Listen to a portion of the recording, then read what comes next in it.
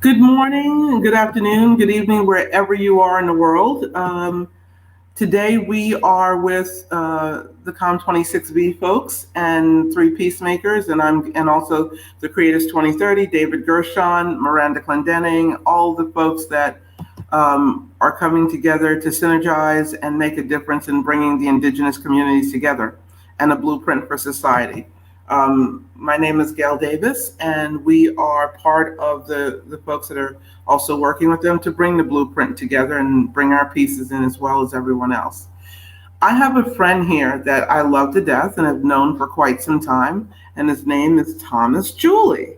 Thomas is one of the most amazing people that I know, and we've learned a lot from each other through challenges, through ups and downs, through the good stuff, and all that comes with that. And that's why I think he's the foremost authority on understanding human business, which is his new book, Human Business. And I think what I love about the title of his book is Human Business, Living and Working in the Digital Age. What are we doing right now? We're actually online and we're working in the digital age because of COVID-19. Thomas, how are you? I'm doing fine, thank you. That's great. And so Thomas is from Germany. And we usually do a lot of work together in conferences and things like that, whether it's just attending together and so forth. But we're going to get into something very important here, and it's collaboration. All of our groups are looking to bring the indigenous community, 1,000 indigenous people together. And we were focused on women yesterday as well. Thomas, I have to ask you a question. Human business. Let's start there. What is human business? Before we go even into the digital age, what is human business? Well, human business is like where you have a business where people generate value for other people. That's pretty much sums it all up. It's about generating value for and by people. And not any people, but human beings. It's a wonderful sentiment, and I know that you wholeheartedly stand on that. My question to you, and I've been thinking about this all week, is, many of us are involved in collaborations. Okay, when you have human business for people by the people, okay, how does one really connect in collaborations? There are egos, there are all of that. How does one really connect in that way? Well, that's a wonderful question. As a matter of fact, this morning I gave a keynote about feedback as a way it means to how should I say spark co-creation. And the first ingredient you can say is actually generative listening. You want to start a dialogue, and the first part for leadership and actually shaping things, shaping the present and the future is stop and listen. Observe where you are. Be becoming aware of your own presence and the presence of other people. And then dig a little deeper, not just like factual listening or empathic listening, but generative listening where you just give the other person the space to react or to actually, to explain where he or she is coming from and then go from there. I like what you said, not about empathic, I can't say the word right now, but empathicism. I like that you said that because I'm a very empathic person, okay? But I think that I love this, you and I do transformative work. So we both know about being generous and giving that person just what you said, the generative listening, just being over there with them. Because even empathicism, if you're an empathic person, your feelings are still being projected over to the other person. And yeah. Very true. Sorry, so no. Thank you. This is going to be more of a conversation. Let's just do Thomas and Gail rather than an interview because I think that's what people can relate more to. Thomas, you and I have talked a lot of times, and I would love for you to explain a little bit more, and then we get more into your book. What is generative listening? So people really get that. That's independent of, oh, I'm giving them a space to speak, or empathicism like you spoke about. Yeah, well, when you show empathy or empathic listening, it's like where you try to understand the other person. You try to walk in the other person's shoes. Okay, and generative listening goes a little bit deeper. So, for example, let's say you asking me a question and I answer, but you just don't react to my answer, but you give me another, let's say, a few seconds, because sometimes maybe I have something else to add or something new can come up. So you generate something new. So you allow, I should say, the energy to come up with something new. Let's say you work in a team situation and you're collaborating, and sometimes you are overwhelmed by a problem, and you just sit there and let things settle. Sometimes out of nowhere, you get a new idea. It has always been there, but you can see it, you overlooked it. And this is like what Otto Scharmer from MIT calls like presencing. You are aware of the present moment and you allow new ideas to come in. But if you react to what the other person said right away, what you do is actually using your own paradigm, your own say framework of thinking, and you don't. And this basically is kind of creates something like a tunnel vision, and you miss everything which is beyond this tunnel vision. So you basically get rid of all these frames or these how should I say walls, and see what wants to emerge. And that's generative listening, and that's true dialogue.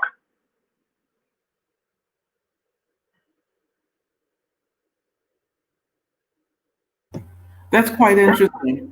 Can you tell us a little? Can you tell us a little bit what gets, tell us about your book. Tell us what it's about. Tell us what had you write it, and tell us about it and how it can help us. Give us a little bit. I know it just came out, but give us a little bit Yeah, of mine, just a little bit of a teaser so that we sure. can support people in collaboration. Yeah, well, absolutely. Well, it came out actually last week in Germany. So this edition is in German. I'm still looking for an English publisher. The working title when I submitted to the publisher was "Being Human in the Digital Age," and I started working on the book about I think 2 years or 3 years ago. When I was thinking, okay, what matters most, and where am I? Who am I? And what about all the fuss about the digitalization and people are afraid of it? It's like there has to be something more. And one of the how should I say maybe it was a springboard. What a book I read by a German philosopher, and he said like, well, of course we can ask the question, how will the future look like? That's one thing. And then when you ask this question, you think, okay, you have to do this, you have to understand something about technology, you have to react, you have to know everything about technology, and so on. Or, and quite a few people are afraid by this, asking this question because they have no clue what's going to happen tomorrow. Or you ask a very simple question. You reframe the question: how do you want to live? It's basically it's the same question, but it's reframed. How do you want to live? Now, in order to answer this question, you first have to know who you are, what you actually want, what you desire, what you need. And then from there, you can say, oh, how do you want to live? 2 years ago, I asked an older couple in Davos at the World Economic Forum what they were thinking about the digital age. And they said, like, they were quite concerned because, after all, the robots are taking over artificial intelligence and what have you. And so they basically were concerned, they were afraid. And then I asked them the question, well, do you have an idea how you want to live in the future? And they said, well, of course we do. I mean, we are very environmentally conscious. We love nature, we love ourselves, and the cool things. I mean, they were older. We can use technology, and then technology can actually help us in our daily life. And so they're talking about some gadgets and so on. And then I came back to the initial questions, like, so what do you think about digital? And then I said, like, actually now that we talk about how we want to live, we're no longer afraid. So you can say this kind of like triggered the book, but it's not really a business book per se. In the book, yes, I explained the paradigm of human business. I explained how it differs from the traditional Tayloristic framework or paradigm. But in the book, you can talk about. There is a chapter about asking questions, basically reframing. There's a chapter about what we can learn from kids playing. There is a chapter called Boys Don't Cry, Men Do. I have a chapter about gratitude. I have a chapter about the golden rule in the digital age. Quite a few other things. I have a chapter about tango, dancing, what we can learn from dancing, art. And then actually building a bridge how we can use these insights in the business world. And this is what the book is all about.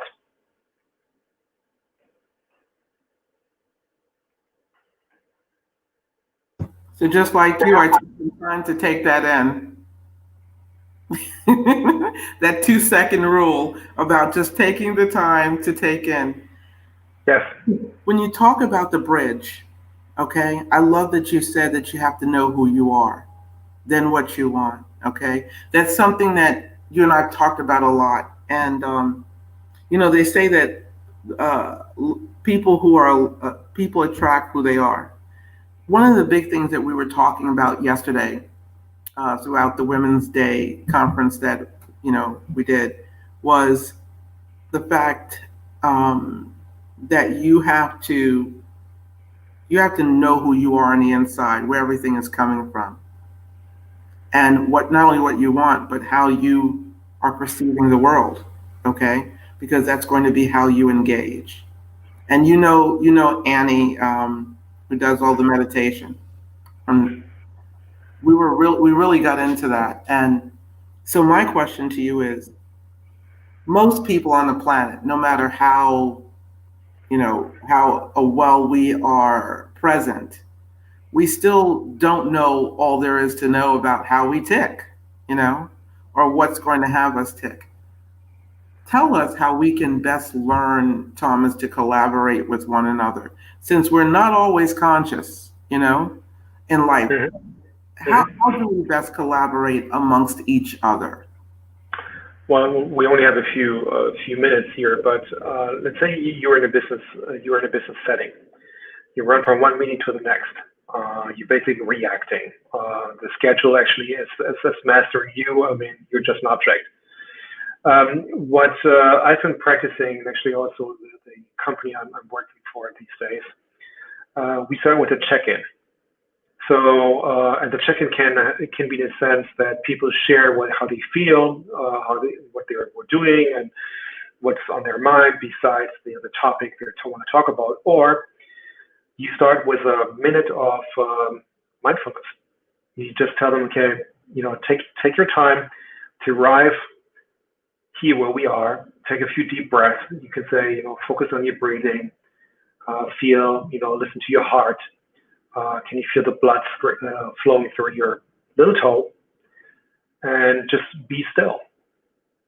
And then you can ask him what matters most. It takes a minute and can make a huge difference. And in the beginning, it was kind of like walking out on a limb, because I was like, oh, what will they be thinking? I mean, maybe they think I'm just an esoteric guru or something. No, the most serious guys, they just loved it.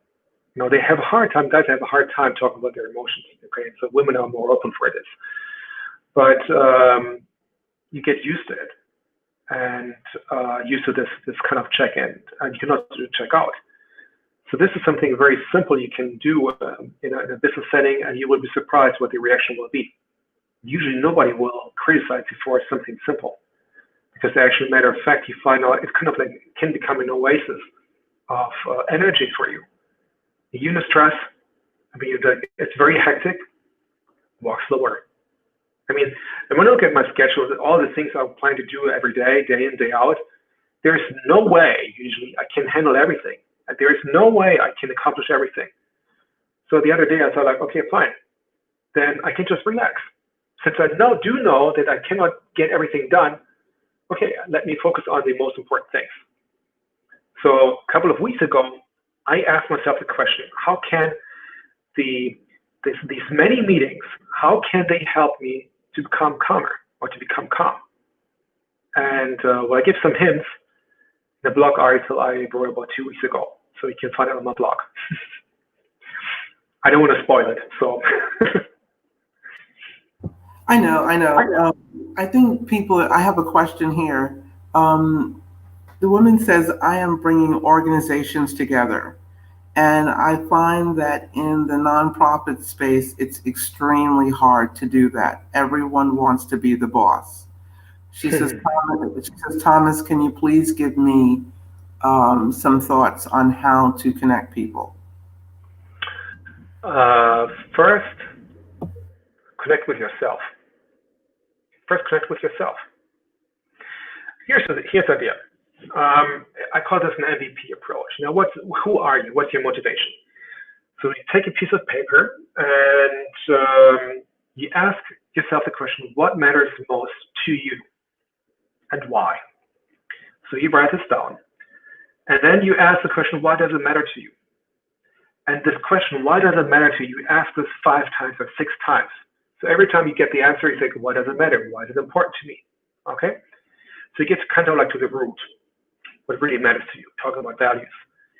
And then pretend somebody takes this away from you. Saying, well, thank you for sharing, but there is no way that you will ever realize this. How will it make you feel? And in most cases, it will make you feel miserable, pretty bad. And what happens if nothing happens? Well, probably you feel even worse. Okay, this is actually a good starting point, because sometimes we have to, feel bad in order to move.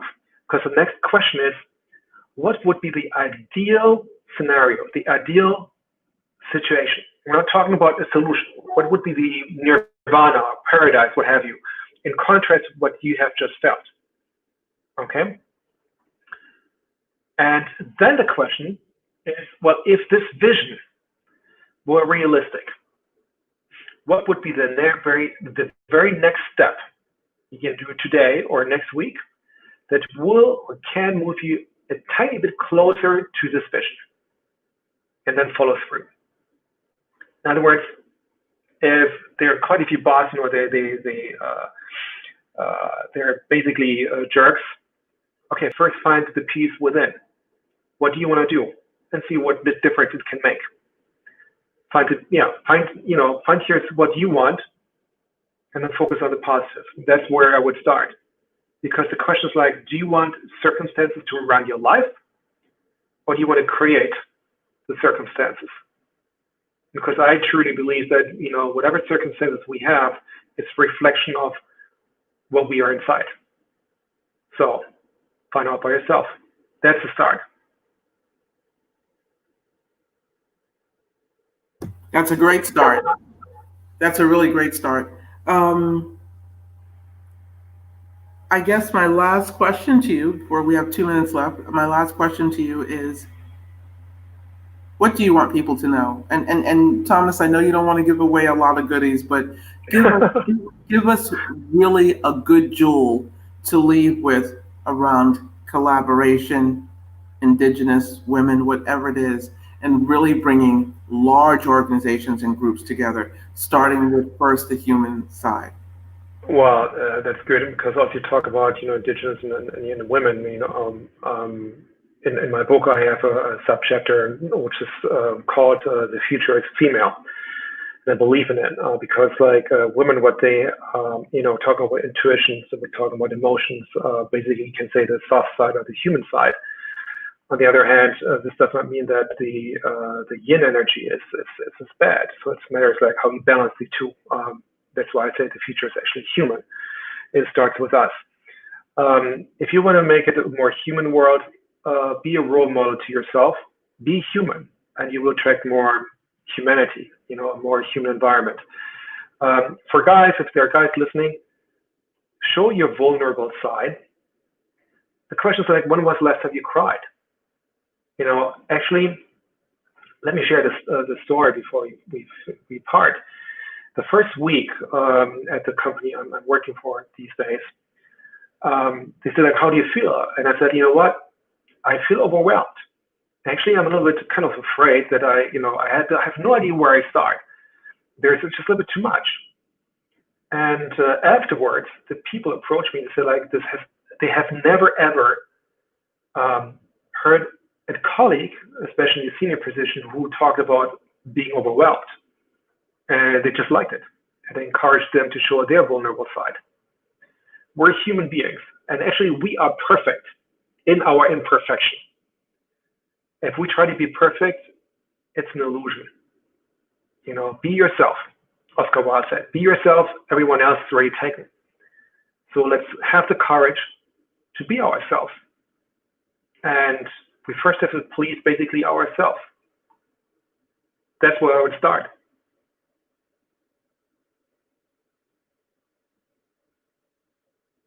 I love that. I love that. And that is really, and the thing is, most people are saying, oh, I don't know. So that's really interesting. Really interesting. Thank you so much for your time. Thank you. Okay, and we will share with you where to get Thomas's book and so forth. Thank you, Thomas. And hold on as we just turn everything off for a moment.